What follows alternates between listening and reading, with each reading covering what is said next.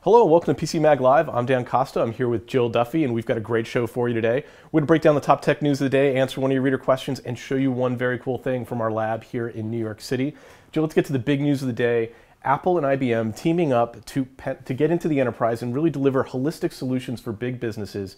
It's no surprise that Apple's being used in big businesses, but with a partner like IBM, they have the opportunity to really build some customized solutions and become a legitimate alternative to definitely Windows and possibly Android as well. Absolutely. I mean, iOS and Apple in general is so big in the consumer market, and they really don't have too much of a handle in the enterprise level market. But IBM does, of course. So they really want to take advantage of this whole bring your own device movement. If people are already bringing iPhones and iPads to work, why not get secure, good, high-level enterprise solutions on there for things like managing your data, analyzing data, maybe even running some security. Yeah, so IBM's going to provide all the back-end customization. They're going to operate as a VAR for Apple, so they're going to sell iPhones, they're going to sell iPads, and then they're going to service and support them and build applications, up to 100 applications for different vertical industries, healthcare, education, government. Really kind of a big deal. It gives Apple a sort of a non-consumer facing solution that they really haven't had in an effective way for many years. Yeah, and IBM works with some really, really big customers.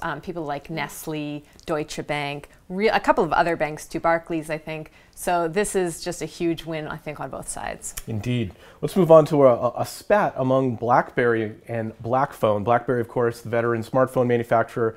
Blackphone, an upstart security manufacturer that makes a secure handset. BlackBerry got things started by calling the Blackphone only consumer-grade privacy, offering only consumer-grade privacy and saying it was inadequate for business use. Blackphone was not happy about that. Yeah, I don't know how much right BlackBerry has in this conversation because they haven't really done anything relevant for quite some years. It's sort of a sad story because they did have a wonderful hold on that business market, and they were very good at security. I just think that they're a little behind the times. Yeah, they tried to defend it, and obviously you understand they're trying to defend their home base. Blackphone struck back at them and said that BlackBerry was a huge defining brand in our industry. This is in a statement on their website. Nowadays, the only thing sustaining them is the inertia of their remaining enterprise and government customers, but that too will eventually come to a rest while we and others continue to win over those accounts. Them's are fighting words. They really are. They really are. And they even threw a little dig at them and said, by the way, remember BlackBerry a few years ago opened up these back doors in their servers for the Saudi government, the UAE, the Indian government, all so that they could, they provided government access so they could operate in those markets. That's not the mark of a great security company either. No, and with Apple and IBM now partnering up to get into the same industry, they may also have some competition there. There's really no good news today for BlackBerry.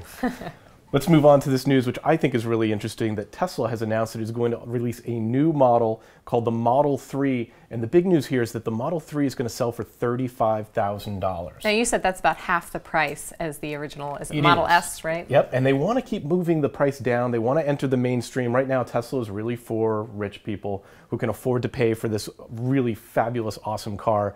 $35,000 is still a very expensive, it's an expensive car, but then you're starting to talk to mainstream consumers. It becomes a viable alternative, and then you start getting charging stations throughout the country. Right, and we were just mentioning too that a few weeks ago Elon Musk announced that he was opening up all of the patents to become usable by anybody, trying to get competition in this space. So if other people can create high-end electric vehicles, it would certainly be good because it would help to develop the industry. And if there's more infrastructure, like you said, for having charging stations and things like that, other support services that you need for electric cars, this is actually going to help Tesla in the end. And I think it's interesting that they started by beating themselves by dropping the price so much. There's not a huge amount of competition here yet. But Tesla keeps pushing forward and keeps releasing new models. The new model is actually going to be 20% lighter. It's going to have a shorter range, but $35,000, that if they can hit that price point, that's a game changer. That's like the price of a good high-end Prius, isn't it? Yeah, or the entry-level BMW 3 Series. It's a good price point to try and hit. Yeah.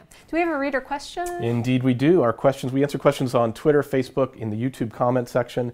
This one comes in from Nicolas, who read our review of Dragon Naturally Speaking Dictation software, and he noticed a reference to writing scripts, and he wanted to know if this is the right software to use as a playwright. Yeah, so you can absolutely use it for that. I made a reference in that review to scripts that we write for the PCMag Labs team when we record video reviews, and I do some webcasts and things like that. So I like to use it because it gives me some natural language to read from rather than when you're writing.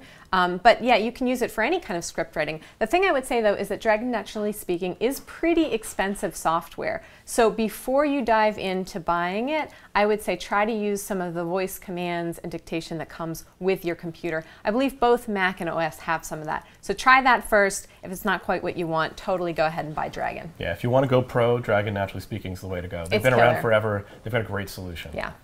Let's move on to our one cool thing. We test thousands of products here in our lab in New York City. Every day we take one thing off the shelf and show it to you live.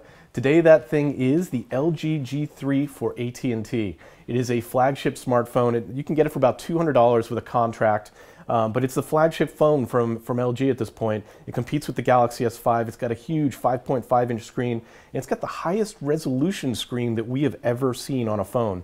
2560 by 1440. In fact, the resolution is so high that some of us in the lab can't actually tell the difference between this and a 1080p screen because our eyes just aren't good enough. But it's incredibly sharp. It's got great performance, 32 gigabytes for a 16 gigabyte price, and amazing battery life.